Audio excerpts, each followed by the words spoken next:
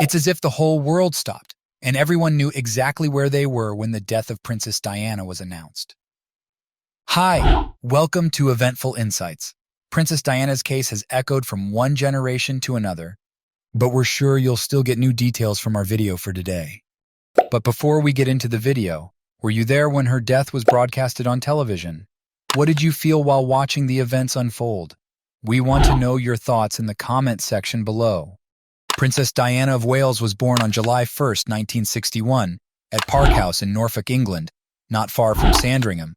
She was the youngest child of Frances Ruth Shan Kidd and Edward John Spencer, 8th Earl Spencer, LVO-styled Viscount Althorp. Diana's parents rented a house on Queen Elizabeth II's estate, Sandringham, where the royal family lived. Diana's parents divorced when she was young, and her father ended up with custody of the kids. Despite this, Diana never lost touch with her siblings, and they remained an important part of her life even when she became a member of the royal family. After growing up in a modest upbringing, Princess Diana will eventually meet her supposed Prince Charming and become royalty. The first time Prince Charles and Princess Diana met was in November 1977, when Charles was 29 and Diana was 16. Along with Diana's older sister Sarah, Charles was visiting the Spencer family home in Althorp for a pheasant hunt. Charles and Sarah did have a brief relationship, but it didn't last. Diana later remembered thinking, "God, what a sad man," whereas Charles remembers thinking Diana was a very cheerful, amusing, and attractive 16-year-old. With the exception of Charles's 30th birthday celebration, to which both Spencer sisters were invited, they didn't interact much after their initial meeting. During that period, Charles even had a brief on-and-off romance with Diana's sister Sarah. They didn't start dating until 1980, several years later, when they were both invited to spend a weekend at the Sussex family home of their mutual acquaintance, Philip de Pass. In February 1981, they started dating and got engaged. Diana, however, had serious reservations about their relationship right away. On July 29, 1981, they eventually got married in a lavish royal ceremony. Diana admitted that she and Charles had only ever met 13 times prior to their wedding, and she expressed alarm after learning of the prince's continued passion for Camilla. Charles and Diana both had extramarital affairs while they were still married. When speaking to his official historian Jonathan Dimbleby in 1994, Charles acknowledged that he had picked up his connection with Camilla Parker Bowles in 1986. Likewise, it is asserted that Diana's relationship with Army Captain James Hewitt started about the same time. Because Prince Charles and Princess Diana frequently appeared distant and unhappy during their public appearances, there were continuous reports of marital problems from 1987 to 1992. The turning point occurred in December 1992, when Prime Minister John Major solemnly announced the separation of the Prince and Princess of Wales to the House of Commons. The end of their unstable marriage came in August 1996, when negotiations that started in July resulted in Prince Charles and Princess Diana's divorce. Diana received a sizable settlement, kept her Kensington Palace residences, and shared custody of their two sons, Prince William and Prince Harry. Queen Elizabeth II personally contributed to the royal divorce by writing letters advising Charles and Diana to move forward with their divorce.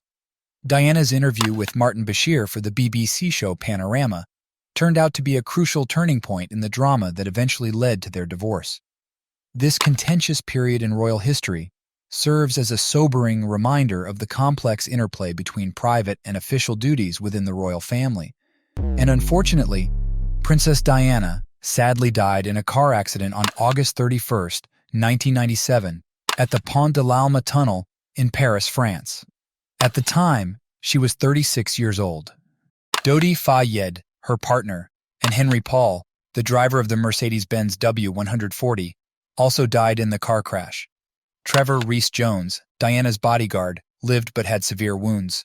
During the incident, paparazzi were chasing the automobile. A worldwide outpouring of mourning followed Diana's unexpected death, and an estimated 2.5 billion people tuned in to see her televised funeral. The royal family received public criticism for how they handled Diana's passing. Diana continues to draw significant public interest and receive frequent press coverage despite the passage of time. Before we wrap our heads around what might have been the cause of Princess Diana's death, Do you think the royal family had any involvement in the accident? We want to know your theories about this case, so just let us know. But despite the public being sure that the direct cause of Princess Diana's death was the paparazzi that chased them, why was her accident enshrouded with mystery and unanswered questions? Numerous speculations pointed to different suspects that wanted Princess Diana dead. Part of this is because, according to numerous reports, Princess Diana believed her life was in danger. This opinion is supported by a letter that Paul Burrell, who had served as Diana's butler, made public. Burrell stated that he had been given this letter to keep safe. In the now public letter, Princess Diana described how she felt as she sat at her desk in October, longing for someone to give her the support and inspiration she needed to keep going and keep her spirits up. She thought there were plans afoot for what she called an accident with her automobile, involving brake failure and the possibility of a serious head injury, and she considered this stage of her life as the most dangerous. She thought that these plans were made to provide Charles the opportunity to wed someone else. But who could have planned her death, and what were the theories behind it? One of the main allegations is that Diana did not die from the initial impact of the crash, and that her on-site medical assistance was purposefully delayed to prevent her from surviving. Diana had extensive care at the crash scene before being carried to the hospital, and noticeably, once she was relocated, she was not taken to the closest medical facility. According to conspiracy theories, the sequence of events suggests that the medical staff who were treating Diana were working with security agencies to ensure her death on that fateful night. However, there are differences in how France and the UK approach emergency treatment. In France, the focus is on giving the patient their first aid at the scene before transporting them to the hospital, whereas the UK follows the reverse procedure.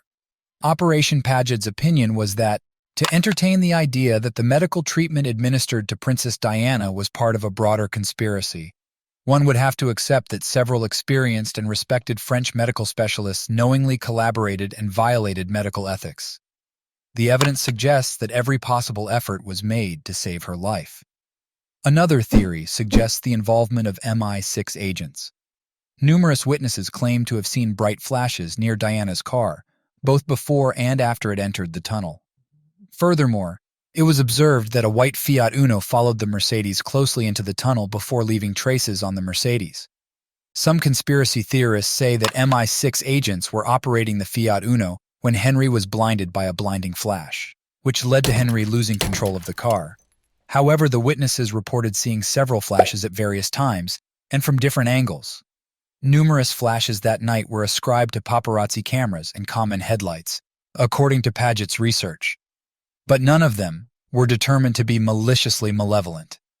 Furthermore, Mohammed Al-Fayed, a close friend of the princess, claims that MI6 killed Diana and Dodi on purpose at the direction of the royal family, specifically Prince Philip. The royal family was rumored to find Diana's reported pregnancy with Dodi's kid and their upcoming engagement intolerable because of worries that an Egyptian Muslim could wind up as the future stepfather of the King of England. This gave rise to allegations that MI6 and the establishment had planned a clandestine operation to kill Diana and Dodi. However, Diana's body was examined after her death, but no signs of pregnancy were found there. Blood tests performed on the scene didn't reveal any appreciable rise in pregnancy-related hormones. The inquiry by Operation Paget also turned up witness testimony from close friends, showing that Diana was in the middle of her usual menstrual cycle and using contraception in mid-August 1997. Although Dodi had a ring, there is no proof that he had given it to Diana prior to her untimely death, despite the engagement proposal. According to statements made by people close to her, including her butler and confidant Paul Burrell, marriage was not a priority for Diana at the time. Despite the fact that these rumors have captured the public's interest and imagination, many of these assertions have not been supported by the facts or investigations, such as Operation Paget. And amidst these theories, Queen Elizabeth II showed her grief at the death of the beloved princess. The Queen eventually returned to London to pay tribute to Diana. As her car approached the Buckingham Palace gates, the first departure from the usual routine took place. The car didn't just pass through, it came to a stop, and the Queen got out. Shortly after, she was spotted moving through the sea of flowers and giving the crowd an odd and guarded nod, but she was there. The following evening, she gave a live, televised speech, breaking yet another rule for a woman without a formal position. The queen expressed her admiration for the princess while expressing her discomfort with her prior stoicism and quiet in front of the crowd. People all across the world were tremendously impacted by Princess Diana's passing, and the need to make sense of such a terrible event can inspire the development of narratives that offer some sort of explanation or resolution. But remember, theories will remain as that. Theories. Well, that's it for today's video. If you enjoyed your time here, definitely visit our channel. Hit like, subscribe, and turn on the notification bell. Thank you for watching.